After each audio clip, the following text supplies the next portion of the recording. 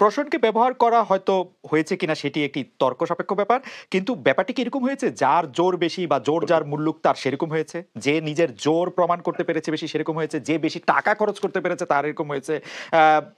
আওয়ামী লীগের প্রার্থীরা প্রচারে প্রায় গড়ে 2,86,00,000 টাকার বেশি ব্যয় করেছেন, যেখানে নির্বাচন কমিশন কর্তৃক নির্ধারণ করা হয়েছে 25 লাখ টাকা ব্যয় করার কথা।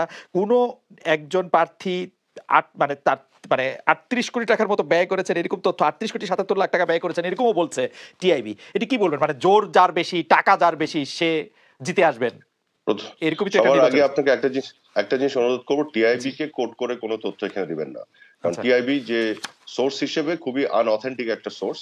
টিআইবি যে কথাগুলি বলে সেই সোর্সের কোনো অথেন্টিসিটি নাই। আমি নিজে টিআইবি রিপোর্টটা পড়ে দেখেছি, যেটাকে তারা গবেষণা হিসেবে দাবি করছে, যেখানে গবেষণার কোনো কিছুই মানা হয়নি। কাজে এই তথ্যগুলোকে ধরে আমি আলোচনাই করতে চাই না, এবং এই তথ্যগুলোর কোনো ভেরিফাইড তথ্য না, নাম্বার ওয়ান। নাম্বার টু, যে আপনি বলতে পারেন জোর যারা, এখন এটা আবার ওই একই কমন সেন্স অ্যাপ্লাই করতে বলবো যে স্বতন্ত্র প্রার্থীরা, এটাকে যদি জোর বলা হয় তাহলে আমার কিছু বলার নাই। এটা হচ্ছে জনপ্রিয়তার জোরেই যারা নির্বাচিত হওয়ার তারা নির্বাচিত হচ্ছে, অন্য কোনো জোর খাটিয়ে এখানে আসলে নির্বাচিত হওয়া যায় নাই। এইটার ভুরি ভুরি প্রমাণে নির্বাচনে আছে। আপনার কাছে কি মনে হয় না যে ঢাকা 19-এর এইটা একটা বিচ্ছিন্ন বা প্রতিটা আসনের ক্ষেত্রে এটা বিচ্ছিন্ন ঘটনা? আপনি যেটি বললেন সেটির ক্ষেত্রে আপনাদের একজন সাবেক প্রতিমন্ত্রী, আপনাদের একজন সাবেক সংসদ সদস্য এবং একজন ইউনিয়ন পরিষদ চেয়ারম্যানের মধ্যে একটা ত্রিমুখী লড়াই হয়েছে, এরপরে ইউনিয়ন পরিষদের চেয়ারম্যান বেরিয়ে আসছেন। যাই হোক, এটি আমার কাছে মনে হয় যে এটি একটি মানে একটি অনন্য ঘটনা, এটা একটা অনন্য ঘটনা। কিন্তু অনন্য কিন্তু বিচ্ছিন্ন নয়। এটা বিচ্ছিন্ন এই কারণে নয়, আপনাকে বলি। তাহলে আমাদের যে বিমান প্রতিমন্ত্রী তিনি হেরে গেলেন, একজন ইউটিউবে অসম্ভব জনপ্রিয় একজন ব্যক্তি, যার সাংগঠনিকভাবে যিনি আসলে দলের সাথে সম্পৃক্ত ছিলেন না, তার কাছে হেরে গেল শুধু জনপ্রিয়তার কারণে।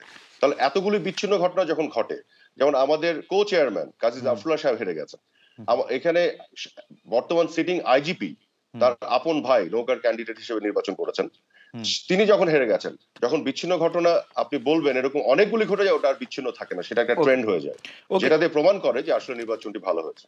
মানে 241টি আসনে, 300টি আসনের মধ্যে 241টি আসনে কোনো প্রতিদ্বন্দ্বিতাই আসলে হয় নাই।